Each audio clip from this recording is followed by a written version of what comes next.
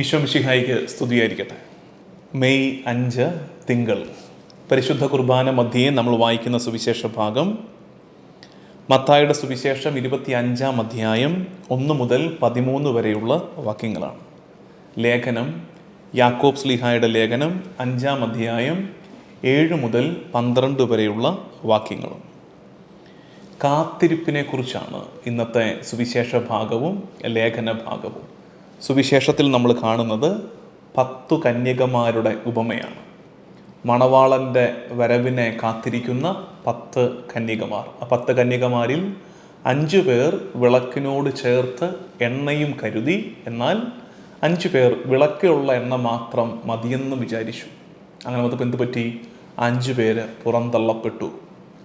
വിളക്കിനോട് ചേർത്ത് എണ്ണ അധികമായി കരുതിയവർ അവർ മണവാളിനോടൊപ്പം അകത്ത് പ്രവേശിച്ചു. ഇതാണ് ഉപമ. പ്രിയമുള്ളവരെ, ഈ കാത്തിരിപ്പ് എന്ന വാക്ക് അത് വളരെ പ്രധാനപ്പെട്ടതാണ് നമ്മുടെ ജീവിതത്തിൽ.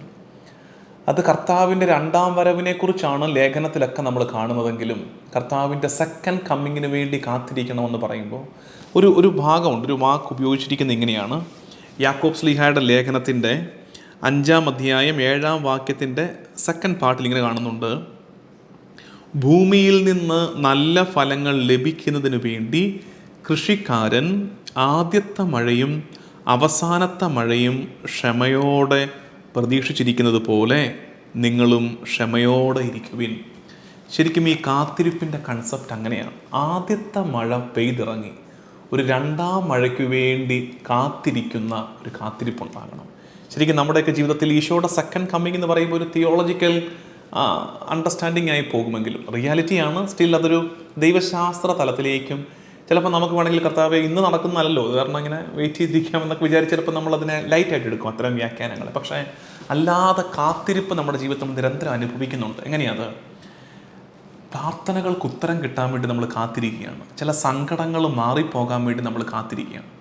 നമ്മുടെ തലയ്ക്ക് മുകളിൽ ഈ ഡെമസ്തനീസിൻ്റെ വാള് പോലെ തൂങ്ങിക്കിടക്കുന്ന ചില വാളുകളുണ്ട്. ഈ വാളുകളൊന്നും മാറിപ്പോകാൻ വേണ്ടി നമ്മൾ കാത്തിരിക്കുകയാണ്. നമ്മുടെ നെഞ്ചത്ത് വലിയ ഭാരങ്ങളുണ്ട്, വല്ലാണ്ട് സ്ട്രെസ്ഡ് ഔട്ടാണ് നമ്മൾ. ചില ഉത്തരങ്ങൾ ഇങ്ങനെ നോക്കിയിരിക്കുകയാണ്. കുട്ടികൾ പഠനം, അവരുടെ റിസൾട്ട്, അല്ലെങ്കിൽ ജോലിക്ക് വേണ്ടി ശ്രമിക്കുന്നവർക്കൊരു ജോലി, വിവാഹ ജീവിതത്തിലേക്ക് ഒരുങ്ങുന്നവരൊരു ജീവിത പങ്കാളിക്ക് വേണ്ടി, വിവാഹിതരായവരൊരു കുഞ്ഞിനു വേണ്ടി, ഇനി ഒരു കുടുംബജീവിതം ആരംഭിച്ചവരൊരു ഭവനത്തിന് വേണ്ടി, ഒരു പുതിയ തൊഴിൽ മേഖലയ്ക്ക് വേണ്ടി, അങ്ങനെ പല വിധത്തിലുള്ള കാത്തിരിപ്പുകളാണ് നമ്മുടെ ജീവിതം. ഇത്തരം കാത്തിരിപ്പിൽ നമുക്കുണ്ടാകേണ്ട 2-3 ഗുണങ്ങൾ, 2-3 വെർച്യൂസാണ് നമ്മുടെ ഇന്നത്തെ ചെറിയ ധ്യാനം. ഒന്നാമത്തത് ലേഖന ഭാഗത്ത് നമുക്കെടുക്കാം. യാക്കോബ് ശ്ലീഹായുടെ ലേഖനത്തിൻ്റെ 5 അധ്യായം 7 വാക്യം: സഹോദരരെ, കർത്താവിൻ്റെ ആഗമനം ക്ഷമയോടെ കാത്തിരിക്കുവിൻ. ഈ കർത്താവിൻ്റെ ആഗമനമെന്ന് യാക്കോബ് ശ്ലീഹ ഉദ്ദേശിച്ചിരിക്കുന്നത് സെക്കൻഡ് കമ്മിങ് ആണ്.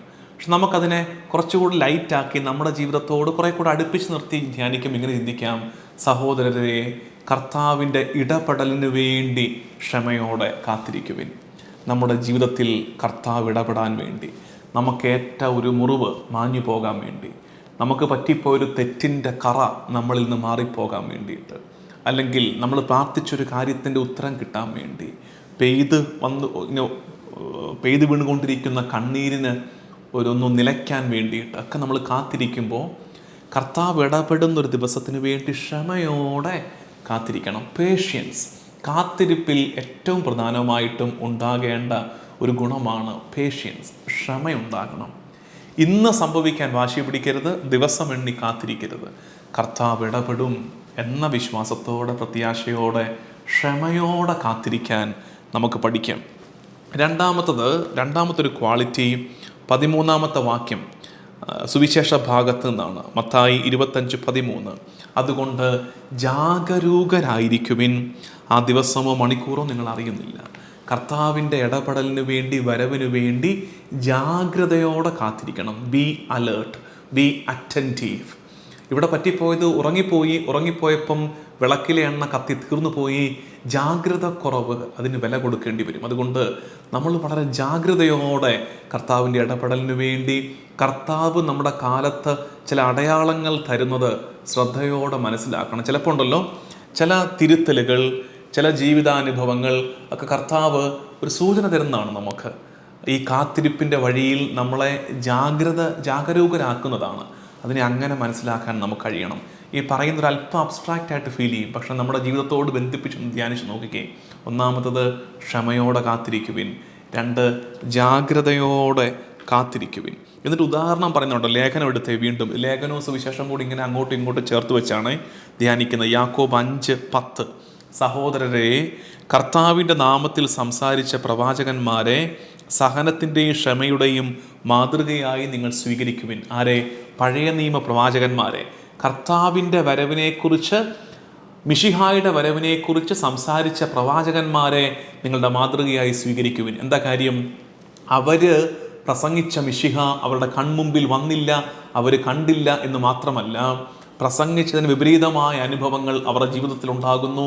കേൾവിക്കാർ അവരെ എതിർക്കുന്നു. അത്തരം അനുഭവങ്ങൾ അവരുടെ ജീവിതത്തിൽ ഉണ്ടാകുന്നുണ്ട്. അപ്പോഴും മനസ്സുമടുക്കാതെ അവർക്ക് ലഭിക്കപ്പെട്ട ദൂത് പ്രഘോഷിച്ച, ക്ഷമയോടെ സഹനത്തോടെ പ്രഘോഷിച്ച അവരെ മാതൃകയാക്കണം. ചില നേരത്ത് അത്തരമൊരു വിശ്വാസം നമുക്കും വേണം. പഴയ നിയമ പ്രവാചകന്മാരുടെ വിശ്വാസം അത് ക്ഷമയോടെ സഹനത്തോടെ കർത്താവിന് വേണ്ടി കാത്തിരിക്കുന്ന ഒരു കാത്തിരിപ്പിൻ്റെ ശൈലിയാണ്. പ്രിയമുള്ളവരെ, ഇന്ന് ഇത്രയേ പറയുന്നുള്ളൂ. ഇന്നത്തെ ബ്ലസ് 364-ൽ 10 കന്യകമാരുടെ ഉപമ, അതിൻ്റെ ആ എണ്ണ പരിശുദ്ധാത്മാവാണ് എന്ന് നമ്മൾ വ്യാഖ്യാനിക്കാറുണ്ട്. പരിശുദ്ധാത്മാവ് ജീവിതത്തിലുണ്ടെങ്കിലാണ് ഈ കാത്തിരിപ്പ്. തീർച്ചയായിട്ടും ശരിയാണ്. കാരണം എന്താ? പരിശുദ്ധാത്മാവിൻ്റെ 9 ഫലങ്ങളിൽ ഒന്നാണ് ക്ഷമ. ആ ക്ഷമ ഫൊർഗീവ്നെസ് അല്ല, ആ ക്ഷമ പേഷ്യൻസ് ആണ്, കാത്തിരിക്കാനുള്ള കൃപയാണ്. കർത്താവേ, നീ എൻ്റെ ജീവിതത്തിൽ ഇടപെടുന്നൊരു ദിവസത്തിനു വേണ്ടി എൻ്റെ സങ്കടങ്ങളെ നീ എനിക്കായി മാറ്റിത്തരുന്ന, എൻ്റെ ജീവിതത്തിൻ്റെ മുകളിൽ ഉയർന്നിൽക്കുന്ന ഇരുണ്ട കരിമേഘങ്ങളെ നീ മാറ്റി തെളിമയുള്ളൊരാകാശം എനിക്കായി നീ സമ്മാനിക്കുന്ന ഒരു ദിവസത്തിനു വേണ്ടി, ഒടുക്കം നിൻ്റെ 2ാം വരവിനു വേണ്ടി, തിരുമുഖം ഞങ്ങൾ കാണും ദിവസത്തിനു വേണ്ടി, നെസ്തോറിയോസിന് അനാഫറിൽ പ്രാർത്ഥിക്കുന്നത് പോലെ, ഇപ്പോൾ കണ്ണാടിയിൽ എന്ന പോലെ ഞങ്ങൾ കാണുന്നവയ്ക്ക് നീ അന്ത്യം വരുത്തുന്നൊരു കാലത്ത്, ഇപ്പോൾ അവ്യക്തമായി ഞങ്ങൾ കണ്ടതിനെ ഞങ്ങൾ നേരിട്ട് കാണുന്നൊരു ദിവസത്തിനു വേണ്ടി ഞങ്ങൾ കാത്തിരിക്കാൻ ഞങ്ങളെ സഹായിക്കണേ എന്ന് പ്രാർത്ഥിക്കാം. കർത്താവും ദൈവമായി ശംശിഹായേ, ഞങ്ങളുടെ ഞെരുക്കങ്ങളിലും ബുദ്ധിമുട്ടുകളിലും മനസ്സുമെടുത്തു പോകാതെ ക്ഷമയോടെ ജാഗ്രതയോടെ സഹനങ്ങൾ ഏറ്റെടുത്തും നിൻ്റെ ഇടപെടലിന് വേണ്ടി, നിൻ്റെ വരവിന് വേണ്ടി കാത്തിരിക്കാനുള്ള കൃപ ഞങ്ങൾക്ക് തരണമേ. നമ്മുടെ കർത്താവ് ഈശോ മിശിഹായുടെ കൃപയും പിതാവായ ദൈവത്തിൻ്റെ സ്നേഹവും പരിശുദ്ധാത്മാവിൻ്റെ സഹവാസവും എന്നും എല്ലാ കാലവും കൂടെ ഉണ്ടായിരിക്കട്ടെ, ഇപ്പോഴും എപ്പോഴും എന്നേക്കും. ആമേൻ.